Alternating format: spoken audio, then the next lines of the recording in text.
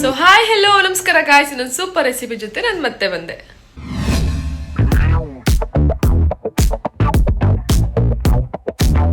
So welcome back guys. ಇವತ್ತು ನೀವು ತಮ್ಮನೇಲಿ ನೋಡಿರೋ ಹಾಗೆ ಇವತ್ತು ನಾವು ಮಾಡ್ತಿರೋದು ಹೆಸರು ಬೇಳೆ ದಾಲು. ಇಡ್ಲಿಗೆ ಬಿಸಿ ರೈಸ್ಗೆ ಸಖತ್ತಾಗಿರುತ್ತೆ ಕಾಂಬಿನೇಷನ್. ನಮ್ಮ ಮಲೆನಾಡು ಸೈಡಲ್ಲಿ ಜಾಸ್ತಿ ಇಡ್ಲಿಗೆ ನಾವು ಮಾಡೋ ರೆಸಿಪಿನೇ ಇದು. ತುಂಬ ಚೆನ್ನಾಗಿರುತ್ತೆ, ಒಂದ್ಸರಿ ಟ್ರೈ ಮಾಡಿ.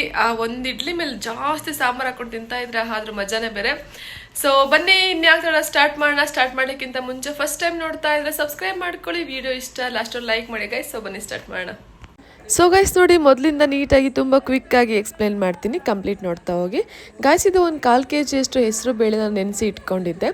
ಸೊ ಅದನ್ನು ವಾಶ್ ಮಾಡಿಕೊಂಡು ಕುಕ್ಕರ್ಗೆ ಫಸ್ಟ್ ಆ್ಯಡ್ ಮಾಡ್ಕೋಬೇಕು. ನೋಡಿ, ಒಂದು 3 ಮೀಡಿಯಮ್ ಸೈಜ್ ಟೊಮೆಟೊನ ಕಟ್ ಮಾಡಿ ಇಟ್ಕೊಂಡಿದ್ದೆ. ನೆಕ್ಸ್ಟ್ ಟೊಮೆಟೊ ಆ್ಯಡ್ ಮಾಡ್ಕೊಳ್ಳೋಣ. ನೆಕ್ಸ್ಟ್ 1-2 ಮೀಡಿಯಮ್ ಸೈಜ್ದು ಈರುಳ್ಳಿ ತೊಗೊಂಡಿದ್ದೆ. ಸೊ ಅದನ್ನು ಕಟ್ ಮಾಡಿ ಇಟ್ಕೊಂಡಿದ್ದೆ, ಅದನ್ನು ಹಾಕೊಳ್ಳೋಣ.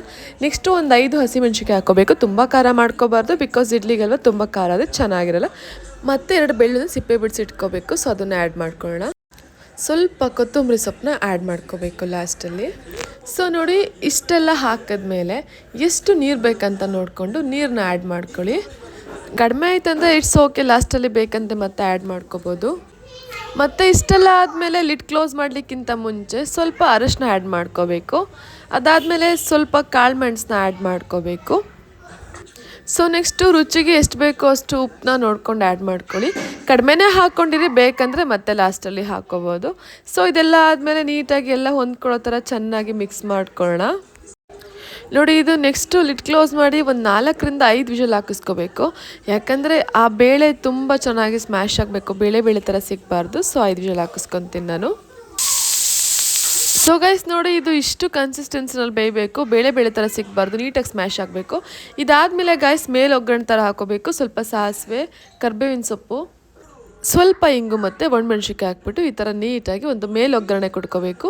ಮೇಲೊಗ್ಗರಣೆ ಹಾಕಾದ್ಮೇಲೆ ನಮಗೆ ಉಪ್ಪು ಎಷ್ಟುಂಟು, ಕಡಿಮೆ ಉಂಟಾ ಜಾಸ್ತಿ ಉಂಟಾ, ನೀರಿಗೆ ಸ್ವಲ್ಪ ಉಂಟಾ ಜಾಸ್ತಿ ಉಂಟಾ ನೋಡಿಕೊಂಡು ನೀಟಾಗಿ ಮಿಕ್ಸ್ ಮಾಡ್ಕೊಂಡು ಸ್ವಲ್ಪ ಹೊತ್ತು ಕುದಿಸ್ಕೊಂಡ್ರೆ ರೆಡಿ ಆಗುತ್ತೆ. ನೋಡಿ ಫ್ರೆಂಡ್ಸ್, ಒಂದು ಕಡೆ ದಾಲ್ ರೆಡಿ ಆದಮೇಲೆ ಫುಲ್ ಬೌನ್ಸಿ ಆಗಿರೋ ಸೂಪರ್ ಇಡ್ಲಿ ಮಾಡ್ಕೋಬೇಕು.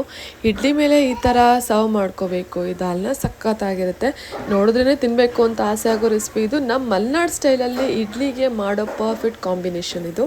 ನಿಜವಾಗ್ಲೂ ಗಾಯ್ಸ್, ನಾನು ಸುಳ್ಳು ಹೇಳ್ತಾ ಇಲ್ಲ, ತುಪ್ಪ ತಿಂದಂಗೆ ಆಗುತ್ತೆ ಇದು ಇಡ್ಲಿ ಒಟ್ಟಿಗೆ ತಿಂತಾಯಿದ್ರೆ.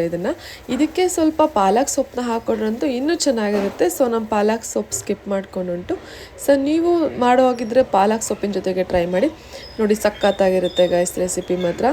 ನೋಡಿ ಫ್ರೆಂಡ್ಸ್, ಇಂಥ ರೆಸಿಪಿ ಮುಂದೆ ಯಾವ ಹೋಟೆಲ್ ಅಡುಗೆನಿಲ್ಲ, ಒಂದು ಸರಿ ಮಾಡ್ಕೊಂಡು ತಿನ್ನಿ ಮತ್ತೆ ತಿಂತೀರಾ. ಸೊ ಗೈಸ್ ನೋಡಿದ್ರಲ್ವಾ ಹೆಸರು ಬೇಳೆ ದಾಲ್ ಹೇಗೆ ಮಾಡೋದಂತ ಹೇಳಿ. ಸೊ ಒಂದು ಸರಿ ಟ್ರೈ ಮಾಡಿ, ತುಂಬ ಚೆನ್ನಾಗಿರುತ್ತೆ. ಮತ್ತೆ ನಾನು ನಿಮ್ಮನ್ನು ನೆಕ್ಸ್ಟ್ ವಿಡಿಯೋ ಮೀಟ್ ಮಾಡ್ತೀನಿ guys. Until then love you all, bye, thanks for watching.